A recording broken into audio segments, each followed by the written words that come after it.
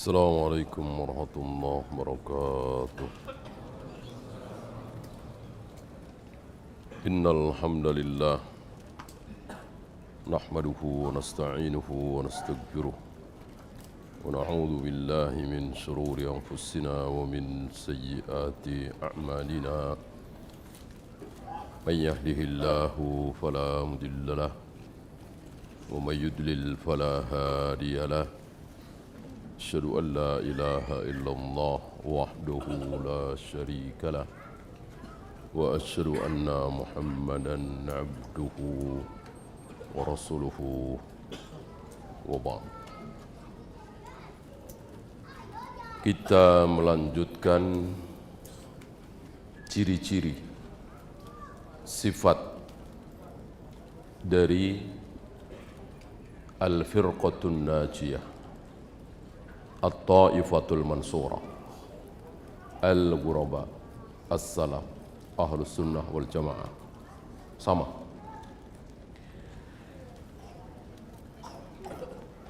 Pertama sudah kemarin bahwa Al-Firqatun Najiyah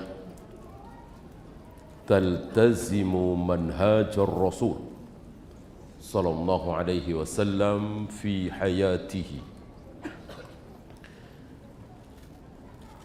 berpegang teguh terhadap manhaj Rasulullah sallallahu alaihi wasallam ketika beliau masih hidup dan ketika beliau wafat. Mengikuti siapa? Mengikuti sahabat beliau. Apakah ini perlu? Jelas. Karena ada beberapa hal, tidak banyak memang, yang tidak ada di zaman Nabi, belum pernah dilakukan di zaman Nabi, tapi ada di zaman sahabat. Dan para sahabat sepakat. Apakah kita menolak ini dengan mengatakan ini tidak ada contoh dari Nabi? Kita tolak karena pedoman kita adalah Nabi SAW? Tidak. Tidak. Dan ini menyalahi apa yang menjadi contoh para ulama. Ambil contoh Imam Bukhari meriwayatkan hadis tentang Ali bin Abi Thalib yang masih sholat 2 rakaat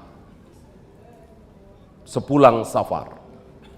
Padahal rumah-rumah di Kufah, beliau kan tidak di Madinah, beliau di Kufah. Dari dari Rasulullah, Abu Bakar, Umar, Utsman, mereka tinggal di Madinah. Istilahnya ibu kota kaum muslimin, Madinah.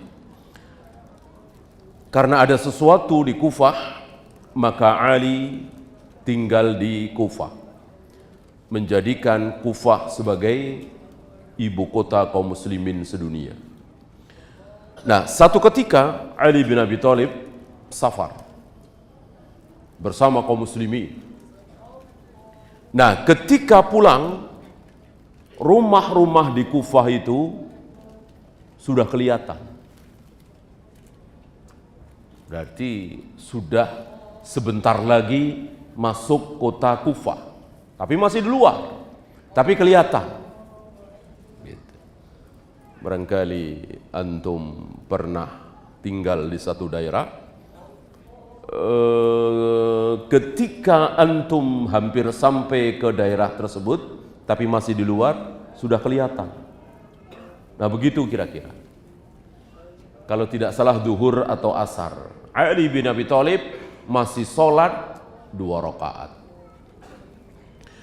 Sebagian kaum muslimin bertanya, ya Amirul Mukminin, bukankah rumah-rumah kita sudah kelihatan, kok masih mengqashar sholat, masih 2 rakaat? Ali menjawab, iya, sampai betul-betul kita masuk kota kita, Kufah. Ini dibawakan oleh Imam Bukhari di kitab Sahihnya. Pertanyaannya, adakah sabda Nabi di situ? Tidak ada sama sekali. Tidak ada sabda Nabi di situ. Mana sabda Nabi? Jangan salah faham. Ini Imam Bukhari kok meriwayatkan sabda Ali, bukan sabda Nabi. Ini yang dimaksud oleh beliau. Bahwa ketika Nabi wafat, apa yang dilakukan oleh sahabat-sahabat beliau jadi patokan. Kan kita harus husnudon kepada para sahabat. Apa iya sahabat berani menyimpang dari manhaj Nabi? Siapa yang lebih tahu tentang sunnah Nabi? Kita apa para sahabat? Tentu lebih tahu sahabat daripada kita. Seperti Ibnu Abbas, Abu Hurairah, Ibnu Umar itu memotong jenggotnya segenggam. Padahal tidak ada riwayat Nabi memotong jenggot beliau segenggam. Juga tidak ada sabda Nabi, potonglah jenggot kalian kalau sudah sampai segenggam. Ini 3 sahabat besar. Dan 3-tiganya meriwayatkan hadis tentang perintah memanjangkan jenggot. Dan ketiga-tiganya memotong jenggotnya setelah segenggam. Apa yang kita katakan? Oh, ini 3 sahabat berani menyelisihi sunnah Nabi. 3 sahabat ini menyimpang dari sunnah. 3 sahabat ini tidak faham dengan sunnahnya jenggot. Begitu. Tentu kita tidak berani mengatakan seperti itu. Dan itu buruk, dan itu suudzon. Yang baik apa? Yang husnudon apa? Mereka bertiga lebih tahu tentang jenggot Nabi daripada kita. Mereka lebih faham tentang jenggot Nabi daripada kita. Mereka melihat Nabi memotong jenggotnya segenggam. Tapi mereka nggak bilang-bilang, langsung dipraktekkan. Gitu. Atau mereka bertiga mendengar sabda Nabi bahwa potonglah jenggot kalian kalau sudah segenggam. Tapi nggak bilang-bilang itu dari Nabi, langsung dipraktekkan. Mana yang lebih aman? Yang pertama apa yang kedua? Tentu yang kedua. Karena para sahabat mereka lebih faham terhadap sunnah Nabi daripada kita semua. Ditambah kenyataan bahwa apa yang dilakukan oleh 3 sahabat ini tidak dibantah oleh seorang sahabat pun. Kan apa yang dilakukan oleh 3 sahabat ini tentu diketahui oleh sahabat yang lain. Karena mereka bertiga memotong jenggot segenggam itu kan tidak sembunyi-sembunyi. Ya, dan itu yang menjadi sunnah para sahabat. Gitu. Maka tidak ada ahlus sunnah, para sahabat, para tabi'in, jenggotnya sampai panjang, sampai ke perut, ya, sampai ke pusar, tidak ada. Tidak ada, sunnahnya segenggam. Itu sebagian torekot-torekot sufi ya, jenggotnya, atau Yahudi ya, atau beberapa non-muslim yang berpenampilan berjenggot panjang sampai ke perut. Ini contoh betapa para sahabat itu menjadi patokan. Setelah apa? Setelah Nabi wafat. Dengan syarat apa yang dilakukan oleh seorang sahabat, 2 orang sahabat tidak dibantah oleh seorang sahabat pun. Kalau dibantah, dibahas. Seperti azan Jumat 2 kali. Ini betul ijtihadnya Utsman, tapi kan ada bantahan. Tidak seluruh sahabat diam terhadap ijtihadnya Utsman. Azan Jumat 2 kali, tidak. Ada yang membantah. Salah satunya yang keras adalah Ibnu Umar, membantah ijtihad Utsman, azan Jumat 2 kali. Maka ketika tidak ada bantahan, itulah ijma', walaupun ijma' secara sukuti, secara diam. Karena ijma'nya sahabat tidak seperti ijma'nya kita. Setuju? Tanda tangan. Setuju? Angkat tangan. Setuju? Rame-rame teriak. Setuju? Enggak. Kesepakatan sahabat, persetujuan sahabat cukup dengan diam. Faham mereka. Maka jika sahabat tidak setuju, ngomong. Angkat bicara. Beda dengan kita. Enggak setuju, gedumel di belakang. Di depan diam. Mau ngomong enggak enak, malu, minder, takut. Di belakang ngedumel. Itu kita. Karena sahabat enggak ada sifat seperti itu. Sahabat itu pemberani. Manusia paling pemberani adalah para sahabat, luar biasa. Dan keberanian para sahabat itu didasari dengan ilmu. Didasari dengan ilmu. Ya. Dan Nabi berpesan kepada para sahabat, jangan pernah memukul anak sebelum usia berapa? 10 tahun. Para ulama mengatakan barangkali ini salah satu yang menyebabkan sahabat, anak-anak sahabat, para tabi'in, atba'ut tabi'in menjadi pemberani. Karena apa? Belum pernah dipukul oleh ayahnya, oleh ibunya di bawah 10 tahun. Kan barangkali antum tahu, para ahli sudah bilang, salah satu yang membuat mindernya anak, rasa penakut seseorang, salah satunya adalah suka dipukul sebelum umur 10 tahun. Nabi mengharamkan memukul anak yang belum sampai 10 tahun. Walaupun alasannya kuat sekali. Apa? Tidak sholat.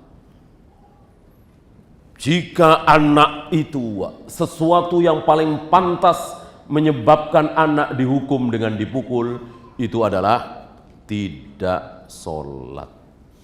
Ketika anak kita tidak sholat tapi masih 9 tahun, 9,5 tahun, 8 tahun, apalagi 7 tahun, haram dipukul. Itu maksud sabda Nabi, wadribuhunna inda ashrin. Pukullah mereka kalau tidak mau sholat, kalau sudah umur berapa? 10 tahun. Berarti di bawah 10 tahun tidak boleh, haram. Ini dia.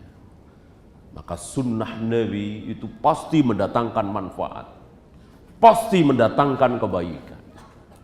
Berapa banyak kebaikan-kebaikan yang muncul dari mengamalkan sunnah Nabi SAW. Maka sebetulnya ketika kaum muslimin mayoritas mengamalkan sunnah Nabi, selesai. Enggak perlu gerakan ini, gerakan anti ini, gerakan anti itu, enggak perlu. Kalau kaum muslimin semuanya mengamalkan sunnah Nabi sallallahu alaihi wasallam. Wa huwa al-Qur'anul Karim alladzi anzalahu Allahu ala rasulih. Dan patokannya adalah Al-Quran Al-Karim yang Allah turunkan kepada nabinya Muhammad sallallahu alaihi wasallam. Wa bayyanahu li sahabatihi, dan Nabi telah menjelaskan Al-Quran ini kepada para sahabat. Nabi tidak membiarkan sahabat ngutak-ngatik ayat sendiri, meraba-raba ayat sendiri. Nabi terangkan satu persatu. Maka para sahabat mengetahui makna ayat per ayat langsung dari Nabi SAW. Jangan dikira para sahabat itu menafsir-nafsirkan sendiri, menakwil-nakwilkan sendiri, tidak ada. Walaupun Ibnu Abbas tanpa menyebut lafaz dari Nabi, yauma taswaddu wujuh, pada hari wajah-wajah mereka menghitam. Wajah siapa? Wajah ahlul bidah. Kata siapa? Kata Ibnu Abbas, Adakah Ibnu Abbas ngarang sendiri? Tentu tidak. Dari Nabi SAW.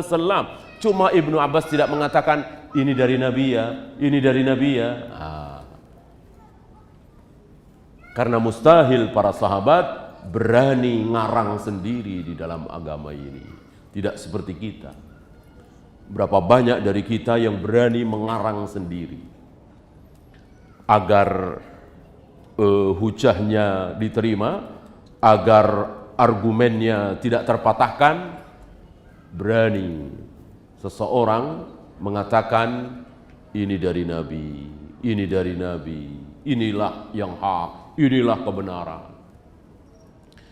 Maka kita melihat para ulama ketika berbicara tentang ijtihad, maka mereka mengatakan sepanjang yang kami tahu, gitu. Inni ara, aku melihat, aku berpendapat, begitu. Bukan ini hak, ini batil, tidak. Ketika ulama mengatakan ini hak, ini batil, berarti betul-betul mereka yakin ini dari Allah, ini dari Rasulullah. Kalau pendapat mereka sendiri, mereka mengatakan setahu saya, sepanjang penyelidikan kami. Dan ada kalimat wallahu a'lam. Lihat para sahabat, ya, diterangkan oleh Nabi makna satu persatu. Dan ini diteruskan oleh para sahabat kepada tabi'in. Masih ingat kisah Mujahid? Ya. Yang berguru kepada Mujahid berguru kepada Ibnu Abbas. Ibnu Abbas. Gimana cara Mujahid berguru kepada Ibnu Abbas? Satu ayat dibaca. Bismillahirrahmanirrahim. Ditanyakan. Maksud ayat ini apa? Dijawab oleh Ibnu Abbas. Turun di mana? Dijawab oleh Ibnu Abbas. Turun karena ada peristiwa apa? Dijawab oleh Ibnu Abbas. Turun berkenaan dengan siapa? Kan banyak ayat yang turun berkenaan dengan orang per orang. Ya Muhammad, kenapa engkau haramkan madu? Ini berkenaan dengan dua wanita. Siapa? Aisyah dan Hafsah. Gitu ya. Innan nasa qad jama'u lakum. Manusia telah berkumpul siap menyerang kalian. Ini berkenaan dengan siapa? Abu Sufyan. Masing-masing ayat ada orang-orang tertentu yang disinggung oleh ayat itu. Ini ditanyakan oleh Mujahid. Ayat ini turun berkenaan dengan siapa? Dijawab oleh Ibnu Abbas. Selesai, dilanjutkan dengan Alhamdulillahirabbil alamin. Maksudnya apa? Turun di mana? Turun karena peristiwa apa? Berkenaan dengan siapa? Dijawab oleh Ibnu Abbas. Selesai, lanjutkan Ar-Rahmanir Rahim. Maksudnya apa? Turun di mana? Turun atas peristiwa apa? Turun berkenaan dengan siapa? Semua dijawab satu ayat, ayat per ayat. Selesai Al-Fatihah, Al-Baqarah, selesai Al-Baqarah, Al-Imran, terus sampai Anas. Berapa tahun? Berapa tahun? Selesai Anas, lulus, dapat ijazah, sana ngajar, begitu? Tidak. Diulang lagi. Diulang lagi dari awal. Diulang lagi dari Al-Fatihah. Bismillahirrahmanirrahim. Maksudnya apa? Turun di mana? Turun atas peristiwa apa? Turun berkenaan dengan siapa? Terus sampai Anas lagi. Ada riwayat sampai berapa belas kali. Ya, sampai Ibnu Abbas wafat. Ini luar biasa pendahulu kita ya. Belajar sampai gurunya mati. Terus diikuti gurunya itu. Imam Humairi, salah satu guru dari Imam Bukhari. Itu enggak kemana-mana, enggak ngajar apa-apa ketika Imam Syafi'i masih hidup. Diikuti. Imam Syafi'i ke Baghdad, Imam Syafi'i ke Mesir, Imam Syafi'i wafat, baru tampil mengajar. Tidak seperti hari ini. Gurunya masih segar bugar, masih ngajar. Dia nggak mau belajar lagi. Udah lulus, ya. Ada istilah lulus, gitu. Hari itu tidak ada istilah lulus. Terus semangat belajar jauh melebihi semangat mengajar. Belajar luar biasa. Nggak ada apa-apanya kita ini dibanding dengan pendahulu kita. Lihat Mujahid. Ya, dan ini mengikuti dari apa yang para sahabat terima dari Nabi SAW. Ketika Nabi masih hidup, diam semua. Semua ilmu dipulangkan kepada Nabi SAW, kecuali diperintahkan oleh Nabi seperti Mu'ad bin Jabal diutus oleh Nabi ke Yaman. Mus'ab bin Umar diutus oleh Nabi ke Madinah ketika beliau masih di Mekah. Tentu ditaati. Ketika tidak, maka mereka duduk di majelis Nabi, mulazamah dengan Nabi. Ambil contoh Abu Hurairah. Hanya 4 tahun bersama Nabi, tapi luar biasa hadis-hadis yang dikumpulkan oleh Abu Hurairah. Jadi ilmunya, apa istilahnya, matang. Manhajnya matang, pemahamannya bagus. Tidak mudah goyah, tidak seperti kita. Lihat Abu Musa al-Asy'ari, melihat beberapa orang duduk melingkar, dipimpin oleh satu orang di Masjid Kufah menjelang salat subuh. Hallilu mi'ah, sabbihu mi'ah, kabbiru mi'ah. Bertahlillah kalian 100 kali, la ilaha illallah, la ilaha illallah, la ilaha. Bertasbihlah 100 kali, subhanallah, subhanallah, subhanallah, subhanallah. Bertakbirlah 100 kali, Allahu akbar, Allahu akbar, Allahu akbar. Ini pemandangan yang luar biasa. Secara akal nurani, logika, ibadah, zikir, berjamaah di masjid, menunggu salat subuh, ini kebaikan di atas kebaikan. Tapi ingat, Abu Musa al-Asy'ari punya benteng yang sangat kuat, yang sangat kokoh. Melihat kebaikan ini, Abu Musa langsung ingat kaidah. Walaupun kaidah hari itu tidak masyhur, barangkali lebih masyhur hari ini di kalangan kaum salaf. Apa? Lau kana khairan lasabaquna ilaih. Kalimat ini barangkali belum masyhur secara lafaz, tetapi diamalkan oleh para sahabat. Maka melihat puluhan orang anak-anak muda berzikir berjamaah, dan ini pemandangan pertama yang dilihat oleh Abu Musa. Abu Musa mengatakan, kalau ini baik, kalau ini hak, kalau ini diridhoi oleh Allah, kenapa para sahabat nggak ada yang melakukan? Lihat, seumur hidup Abu Musa al-Asy'ari belum pernah melihat Rasulullah, Abu Bakar, Umar, Utsman, para sahabat zikir berjamaah seperti ini. Ini baru pertama kali. Lihat, ini benteng yang sangat kokoh. Tidak bergeming Abu Musa al-Asy'ari melihat bid'ah ini. Hanya karena beliau merasa bukan orang yang paling alim di situ, di Kufah. Masih ada yang lebih alim, yaitu Ibnu Mas'ud. Maka Abu Musa mendatangi rumah Ibnu Mas'ud. Jadi balik lagi, karena subuh masih agak lama.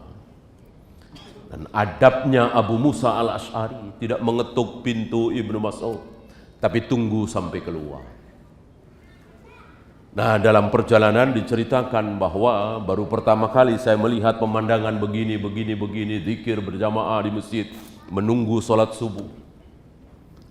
Sampai di masjid, tidak ragu-ragu Ibnu Mas'ud membubarkan mereka dengan mengatakan betapa cepatnya kalian sesat. Pakaian-pakaian yang dipakai oleh Nabi belum pada usang, bejana-bejana yang dipakai oleh Nabi belum pada rusak, belum pada pecah. tapi kalian sudah merubah agama Nabi sallallahu alaihi wasallam. Nabi tidak pernah mencontohkan seperti ini, zikir berjamaah dipimpin oleh satu orang. Lihat, benteng yang sangat kokoh ada pada diri sahabat. Maka tidak ada sahabat satupun yang terkena syubhat, tidak ada. Ketika muncul Khawarij yang ibadahnya luar biasa, sholatnya luar biasa, puasanya luar biasa, ada sahabat yang ikut? Tidak ada, satupun tidak ada. Karena apa? Karena manhajnya luar biasa. Karena hanya duduk di majelis Nabi SAW, dimatangkan manhaj itu. Maka beruntung antum kalau memiliki majelis, memiliki guru, memiliki orang yang kita siqah, ya, yang mengajarkan kaidah, mengajarkan manhaj. Ini bekal, benteng yang sangat kuat. Sementara sebagian saudara-saudara kita, ya, hanya dengan dalil buka surat sekian, surat sekian, lihat di Bukhari, kelepek-kelepek dia, ya, menunjukkan dia tidak kuat. Dikiranya kebenaran itu dengan hafalan yang banyak, dengan surat sekian, sekian pasti benar. Tidak bisa begitu. Manhaj yang hak, manhajnya Rasul dan para sahabat. Ya. Kayak apa Haris Al-Mahasibi itu kalau bicara? Ya, Bishr bin Giyas Al-Marisi kayak apa dia kalau bicara? Siapa yang terkecoh? Orang-orang awam yang tidak faham manhaj Rasul dan para sahabat.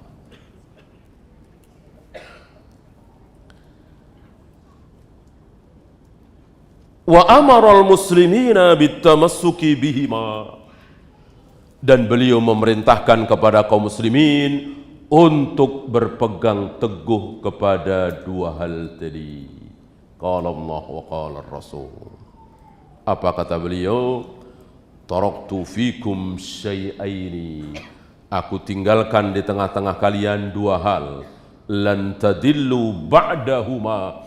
Kalian tidak akan sesat selama-lamanya ketika berpegang kepada dua hal itu. Apa yang dimaksud? Kitab Allah wa sunnati.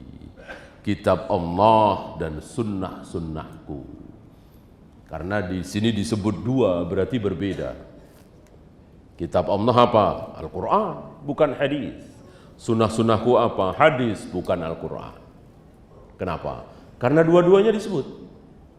Gitu. Beda kalau disebut satu saja, Al-Quran, Kitabullah, maka hadis masuk apa tidak? Masuk. Pelajaran kemarin kan? Kita hidupkan sunnah Nabi, kita berpegang pada sunnah. Al-Quran masuk apa tidak? Masuk.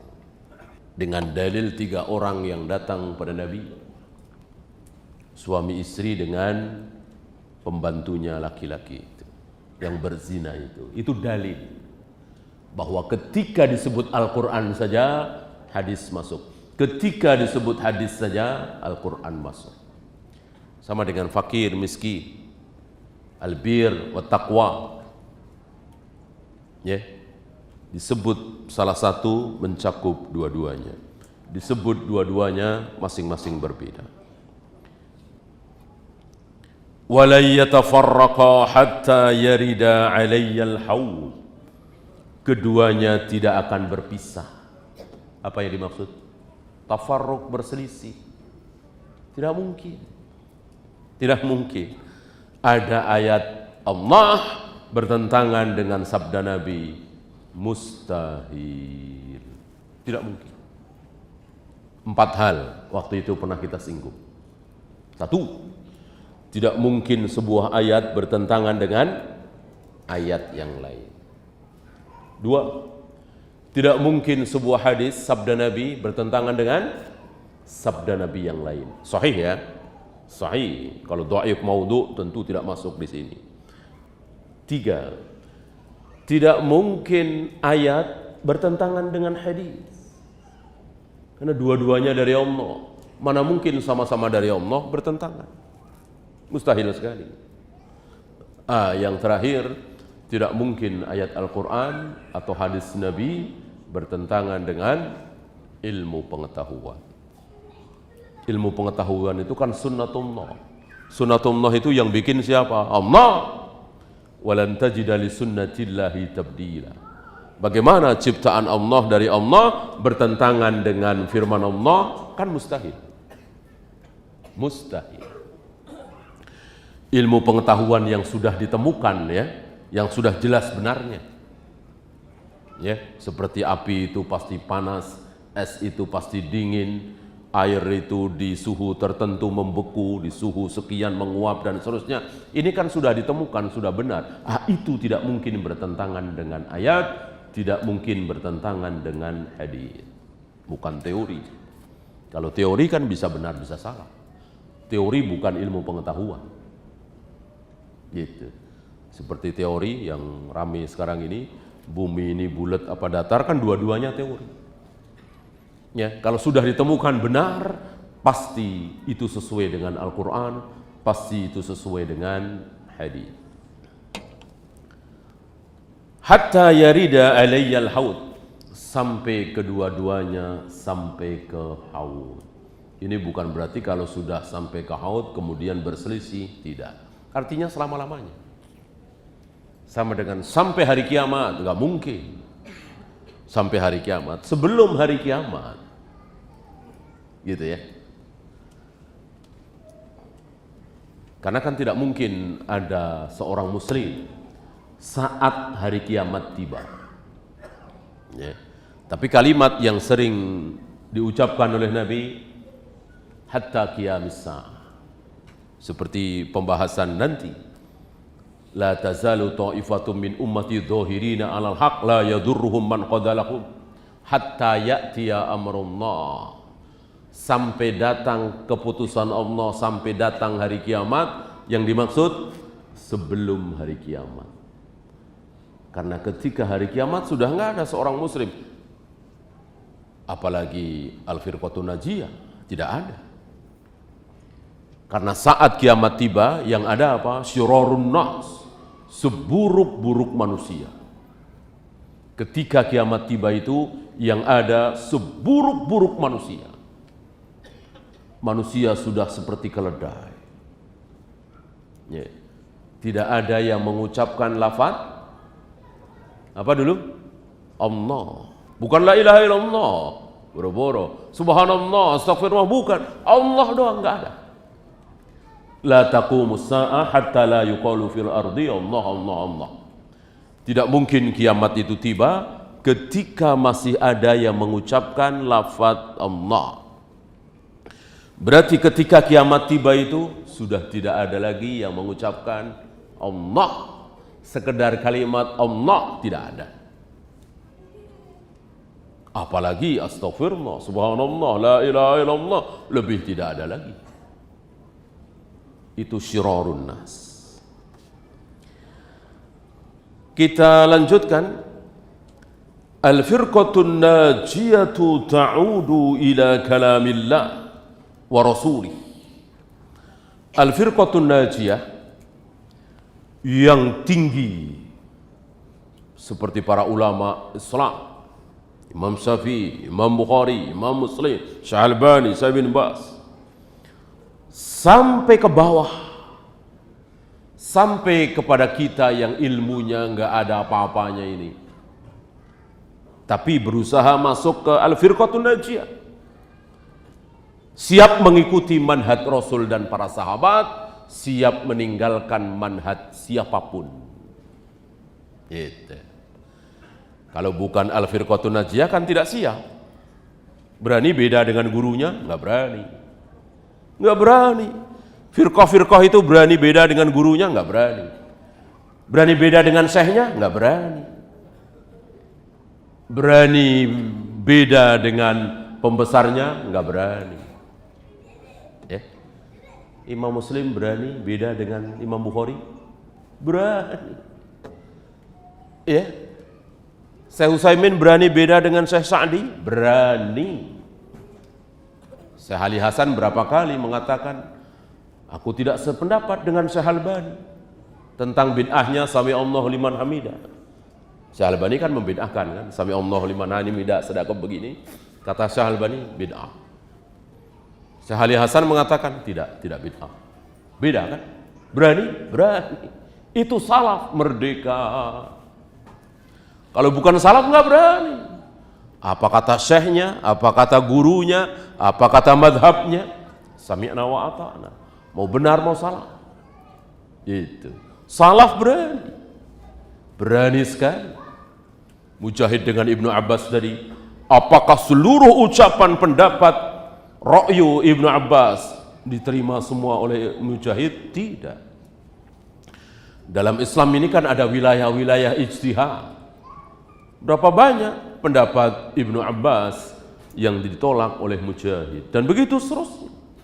Antara guru dengan murid tidak harus sama, tidak harus sependapat.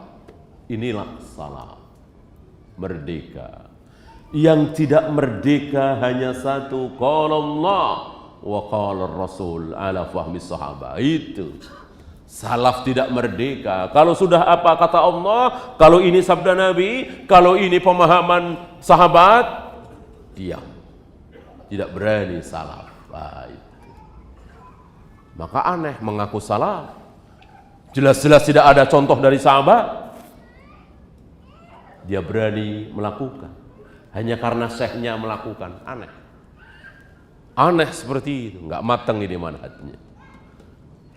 Ya, dia berani melakukan berjamaah salat tarawih dalam satu masjid 2 kali, satu habis isya, 1 kali lagi nanti menjelang sahur. Sementara dia tidak tahu ada sahabat yang melakukan itu. Tunjukkan riwayat. Apakah di zaman sahabat atau mungkin tabi'in? Satu masjid ya, berjamaah sholat tarawih 2 kali.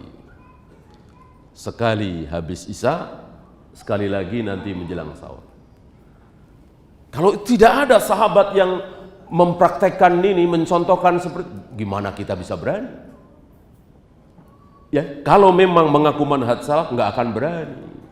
Karena patokan kebenaran adalah qala Allah wa qala Rasul ala fahmis sahabah. Nah, kalau bukan salaf berani. Kan yang bukan salaf itu memang diajarkan untuk ta'assub kepada kiainya, ulamanya, syekhnya, madhabnya. Inilah madhab kami. Begitu. Fikih madhab. Mestinya sudah waktunya kita tinggalkan. Inilah Rasulullah, inilah para sahabat. Karena yang dijamin benar hanya Allah, Rasulullah, kemudian ijma' sahabat, pemahaman sahabat. Tabi'in aja nggak ada jaminan. Ya, apalagi setelah itu. Tidak ada. 4 imam madhab.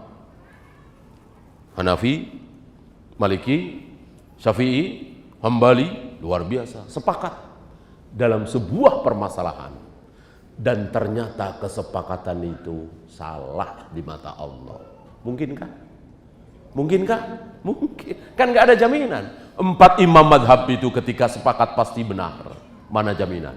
Kalau sahabat, iya, la tasami'u ummati 'ala dhalalah, tidak mungkin sahabatku bersepakat dalam kesalahan. Sahabat iya. 4 imam mazhab nggak ada jaminan. Disinilah tampil Syekhul Islam dengan berani. Apa? Talak 3 sekaligus jatuh. Jatuh berapa? Jatuh 1, geger, gempar. Kenapa? 4 imam madhab sepakat. Talak 3 yang dijatuhkan sekaligus, jatuh talak 3. 4 imam madhab. Hanafi, Maliki, Syafi'i, Hambali. Syekhul Islam Ibn Taimiyah berani, karena beliau memang kembali kepada kaidah. Tidak ada jaminan 4 madhab ketika sepakat pasti benar. Maka beliau mengatakan dengan gagaknya, jatuh talak 1, geger gempar. Dan ini salah satu yang menyebabkan beliau di penjara. Banyak masalahnya, banyak penyebabnya. Ini salah satu. Kan beliau keluar masuk kan? 7 kali kira-kira, keluar masuk lagi. Ini salah satunya. Beraninya beliau. Ya, kita salat dulu ya. Mungkin nanti soal jawab sedikit.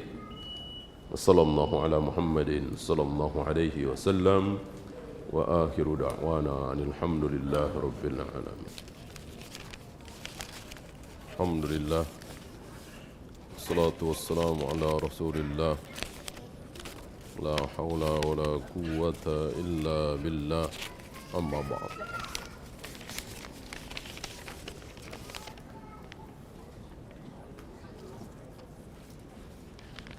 Pertanyaan. Jika ada ustadz bermanhaj salaf mengisi khutbah ceramah di masjid milik ahli bid'ah, apakah kita boleh menghadiri majelis tersebut? Yang penting ustadznya ya. Yang penting ustadznya. Dengan syarat memang itu sekedar tempat. Kan berapa banyak masyayikh kita, ustadz kita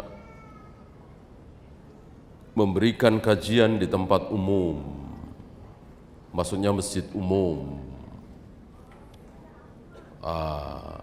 Mungkin membayar iuran gedungnya, kebersihannya, nggak masalah. Yang masalah ketika beliau akrab dengan ahlu bid'ah itu, apalagi satu majelis ceramah bareng, dia dulu kemudian ahli bid'ah dan seterusnya, tentu itu bermasalah. Apakah akidah dan tauhid itu sama? Akidahnya orang Islam adalah tauhid, gitu. Akidahnya orang Kristen Trinitas. Akidahnya orang mana? Jepang harakiri misalnya. Akidah itu keyakinan. Keyakinan itu bisa hak, bisa batil. Maka ada akidah sahihah, ada akidah batilah. Kalau tauhid ada yang batil nggak? Ya nggak ada. Tauhid pasti hak. Paham ya? Jadi akidahnya kaum muslimin adalah tauhid. Bagaimana membantah syubhat yang mengatakan bahwa kita harus bermadhab sebelum mengamalkan satu hadis? Lihat para sahabat, lihat para tabi'in, lihat atba'ut tabi'in. Mereka punya madhab? Tidak ada. Imam-imam madhab itu kan lahir setelah sahabat, setelah tabi'in. Apa kemudian sahabat salah, tabi'in salah karena tidak bermadhab? Ya. Bermadhab itu ketika dalam satu permasalahan lalu kita tidak menemukan di ayat, tidak menemukan di hadis. Yang kita temukan pendapatnya Imam Syafi'i misalnya, boleh kita ambil. Dalam hal ini kita bermadhab dengan madhabnya Imam Syafi'i. Karena di ayat tidak disebutkan, di hadis tidak disebutkan. Kan banyak permasalahan seperti itu ya kan? Banyak. Ya adalah. Ya. Lebih baik kita mengambil pendapat Imam Syafi'i daripada kita ngarang sendiri. Kan gitu. Tapi kalau di ayat sudah jelas, di hadis sudah jelas, bagaimana kita ragu mengamalkan ayat, mengamalkan hadis, hanya karena ada seorang imam madhab menyelisihi ayat itu, hadis itu? Tidak bisa. Apa kita katakan, oh Imam Syafi'i lebih paham tentang hadis itu? Ambil contoh, duduk tawaruk, antum sudah belajar di kitab-kitab fikih, sabda-sabda Nabi, salat maghrib, iftirash apa tawaruk. Kita nggak bicara salat subuh ya, itu khilaf. Salat maghrib, atahiyat akhir maghrib, isya, iftirash apa tawaruk? Tawaruk, ya kan? Antum lihat, para masyayikh kita di Masjid Nabawi, di Masjidil Haram. Tawaruk apa iftiras? Iftiras. Apa kita mengatakan, oh syekh-syekh lebih tahu hadis itu? Udahlah, iftiras saja. Ini pernah terjadi ketika daurah masyayikh. Ada satu mungkin ya baru belajar ya, maklum. Syekh-syekh itu, kalau tidak salah waktu itu Syekh Musa Nasr ya, yang belum lama wafat. Sholat maghrib, kalau isya kan 2 rakaat, duhur, asar kan 2 rakaat, maghrib 3 rakaat. Beliau mengimami iftiras. Nah, sebagian ikhwan, beliau lebih tahu tentang hadis tawaruk. Udah kita ikuti beliau aja. Maghrib iftiras. Padahal di kitab-kitab hadis sudah jelas. Iftiras itu di rakaat pertama, kedua, atahiyat akhir tawaruk. Gitu. Kebetulan ada yang nanya setelah beliau selesai sholat, ya, setelah beberapa kali sholat gitu, ada yang nanya, Syekh, maghrib iftiras, tidak tawaruk. Apa jawab beliau? Inni la astati'u an atawarraq. Aku nggak bisa tawaruk, aku gemuk.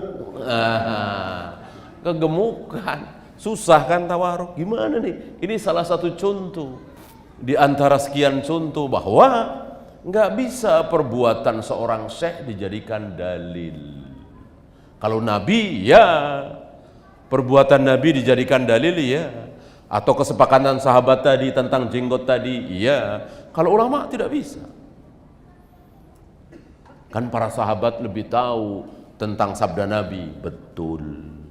Para sahabat lebih tahu tentang sunnah Nabi, betul. Tapi kalau para syekh lebih tahu terhadap sabda Nabi, walaupun menyelisihi sabda Nabi, kita pegangi ucapan masyayikh, nggak bisa. Ini mentah lagi. Paham ya?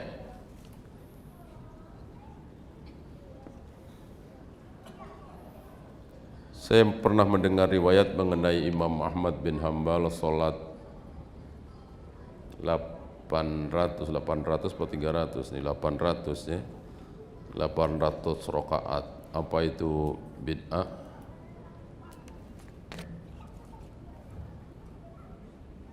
Ketika kita mendengar satu riwayat, maka yang pertama kali kita tanyakan, kita bahas apanya? Sahih apa tidak riwayat itu? Ya, sahih apa tidak riwayat itu? Ketika dinisbatkan ke Nabi, ke Ibnu Abbas, ke Mujahid, tetap semua sahih apa tidak? Kalau tidak sahih, selesai, jangan dibahas. Yang kedua, ketika itu sahih dan betul dilakukan oleh Imam Ahmad misalnya, tentu kita kembali kepada satu kaidah. Imam Ahmad bukan dalil, bukan Nabi, tidak maksum. Yang maksum hanya Nabi sallallahu alaihi wasallam. Gitu. Saya kira ini menyelisihi bagaimana? Salat apa? Sedangkan Aisyah dengan tegas mengatakan Rasul salat malam. Ini kan tentu salat malam ya kan? Salat duha kan maksimal 8 rakaat, 12 rakaat hadisnya dhaif. Salat qobliyah ba'diyah nggak mungkin sampai segitu. Ini salat lain. Sementara Aisyah mengatakan Rasulullah salat malam tidak pernah lebih dari 11. Dan ucapan Aisyah ini kira-kira didengar nggak oleh Ibnu Abbas, Abu Hurairah, Ibnu Mas'ud? Kira-kira didengar nggak? Orang kita aja dengar sampai, apalagi Abu Hurairah, apalagi Anas bin Malik, apalagi Ibnu Abbas, tentu dengar sampai ucapan Aisyah ini, dan mereka bantah ucapan Aisyah ini. Ada riwayat bantahan Ibnu Abbas, bantahan Ibnu Mas'ud, bantahan Anas bin Malik terhadap ucapan Aisyah yang bertebaran di kitab-kitab hadis, ada di Bukhari, ada di Muslim.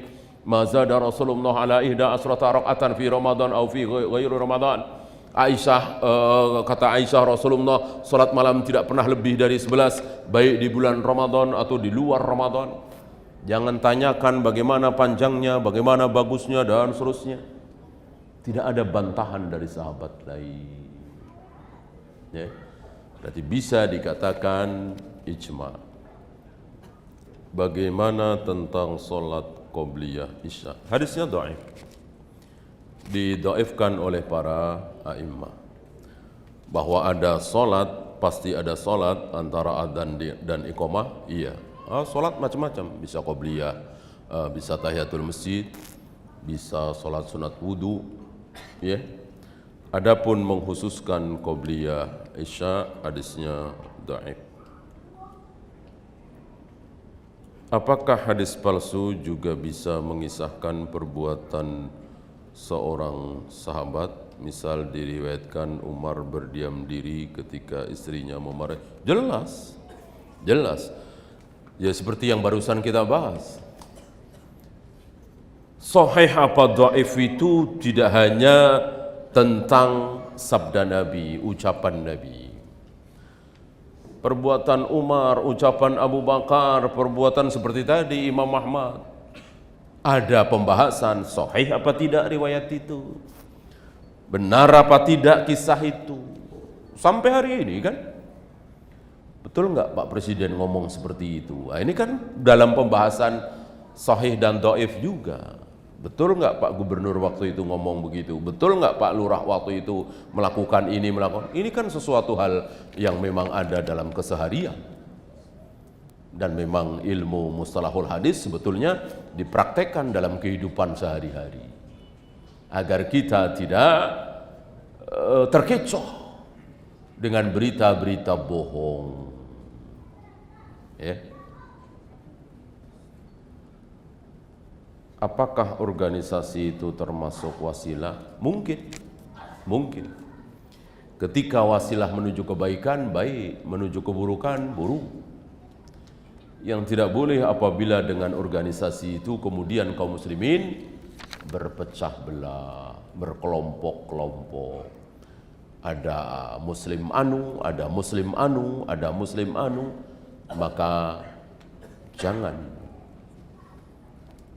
Islam sudah pecah menjadi 73, cukup. Masih dipecah-pecah lagi dengan kelompok-kelompok, maka jangan bikin. Cukup dengan kaum muslimin Jawa, kaum muslimin Sunda, kaum muslimin Aceh, atau kaum muslimin Indonesia, kaum muslimin Malaysia, sudah cukup. Sudah cukup. Idealnya kan tidak ada idealnya. Artinya kaum muslimin di seluruh dunia di bawah seorang pimpinan, itu idealnya. Nah sekarang kan tidak ideal. Ada kaum muslimin Saudi, ada kaum muslimin Mesir, ada kaum muslimin Indonesia.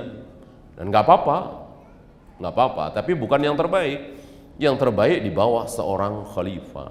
Dan nanti akan terjadi insya Allah tanpa rekayasa. Ya. Riwayat tentang Aisyah terbangun kemudian menyentuh kedua kaki Nabi sallallahu alaihi wasallam yang sedang salat malam. Apakah ini disimpulkan bahwa Nabi tidak membangunkan istrinya untuk salat malam? Yang disabdakan oleh Nabi cukup. Yang menyuruh, yang memuji seorang suami membangunkan istrinya untuk salat malam. Kalau istrinya tidak bangun lalu dipercikin air. Yang bilang begitu siapa? Rasulullah SAW. Sebaliknya ketika istri bangun duluan salat malam, dia bangunkan suaminya. Ketika suaminya sulit bangun, dipercikin air. Yang bilang begitu siapa? Rasulullah SAW. Cukup. Apakah perlu dalil lain? Gitu. Lah ini dalil lain, Nabi nggak membangunkan. Buktinya Nabi sholat, Aisyah tidur, meraba-raba dan seterusnya. Cukup. Kan bisa juga ada kemungkinan Aisyah sedang mudah kan. Intinya saya mengajak antum kepada satu pemahaman, ketika Nabi sudah bersabda, itulah kita pegangi. Walaupun ada perbuatan Nabi yang seolah bertentangan dengan ucapan beliau. Karena ketika bertentangan antara ucapan Nabi dengan perbuatan Nabi, yang kita pegangi mana? Perbuatan apa ucapan? Ucapan. Kenapa? Kenapa? Karena perbuatan Nabi bisa saja menjadi khususiyah. Khususiyah. Apakah Nabi membatasi seorang laki-laki punya istri? Dibatasi 4 apa bebas? Maksimal 4. Nabi sendiri berapa? 11 kan? Meninggal 1, dicerai 1, jadi 9 ketika beliau wafat.